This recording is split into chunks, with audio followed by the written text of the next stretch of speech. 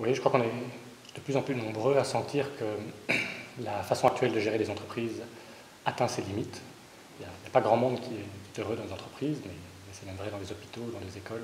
Les infirmières quittent le monde médical et ont du mal à recruter des profs parce que la façon dont on gère ces structures devient de plus en plus difficile, plus malsaine. En tout cas, ne répond pas à nos aspirations les plus profondes. Et je crois que c'est la fin d'un système, et moi ce que j'ai étudié, c'est l'émergence d'organisations extraordinaires qui fonctionnent sur des méthodes, des pratiques, des structures entièrement différentes.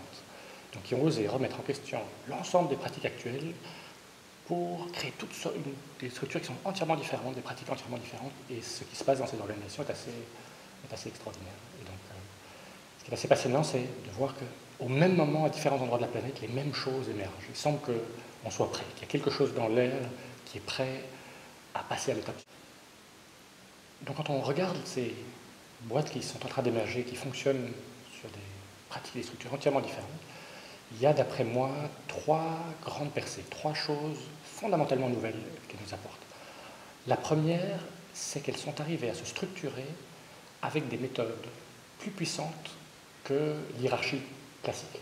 Donc pour la première fois, je crois, dans l'histoire de l'humanité, il y a des boîtes qui se disent c'est possible de gérer des boîtes, des très grosses boîtes, plusieurs milliers, plusieurs dizaines de milliers de personnes, sans que personne ne soit le boss de quelqu'un d'autre.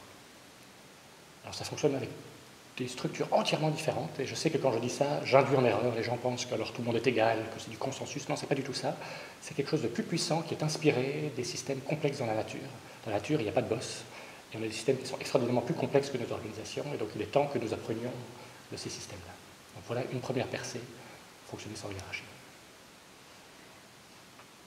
Vous donniez ce matin un exemple, par exemple, assez révolutionnaire pour illustrer cette plénitude ou cette wholeness qui fait que la société peut fonctionner différemment, et notamment les tenues de réunion qui sont quand même...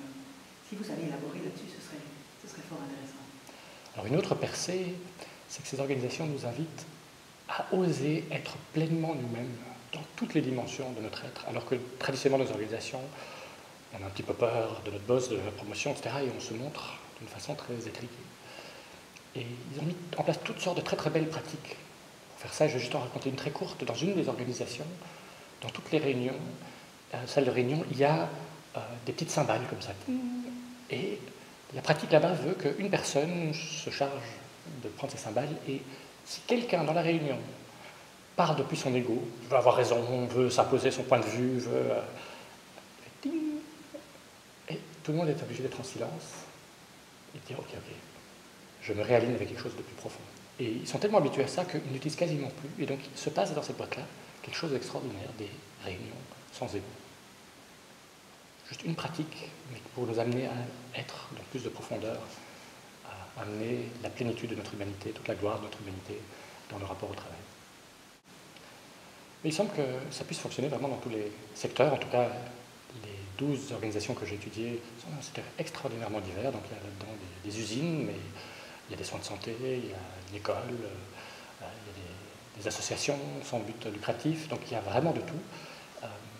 Et ce qui est assez extraordinaire, c'est que, alors qu'elles sont dans des secteurs aussi divers, que certaines ont des centaines, des milliers, voire des dizaines de milliers d'employés, qu'il y a aux États-Unis et en Europe, elles fonctionnent de façon remarquablement similaire. Et donc, je crois vraiment qu'on assiste à un changement de conscience, à un changement de paradigme, et que ce nouveau paradigme, une fois qu'on voit le monde de cette façon-là, quelle que soit l'organisation dans laquelle on travaille, on aura envie de la faire fonctionner de cette façon-là.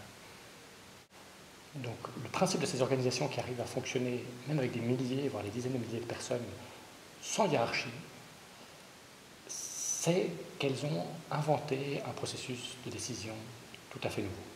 Donc elles ne fonctionnent ni par des prises de décision hiérarchiques, ni par le consensus, mais par quelque chose qu'une des boîtes appelait the advice process. Et le principe est que toute personne peut prendre n'importe quelle décision, y compris dépenser d'argent, pour autant qu'elle ait d'abord consulté et vraiment réfléchi à ce que diraient des personnes qui ont une certaine expertise sur la question, ou des personnes qui seront impliquées, qui devront vivre avec les conséquences de ces décisions. Et une fois qu'ils auront vraiment réfléchi, ils prennent leur meilleure décision en âme et conscience. Ça ne doit pas être un consensus qui contente tout le monde. Et ils foncent. Et donc, il n'y a plus besoin de validation, il n'y a plus besoin de réunion où les chefs approuvent. On créer en fait pour chaque décision un petit processus d'intelligence collective où je dois vraiment réfléchir à tout ce que j'ai entendu et prendre la meilleure décision possible.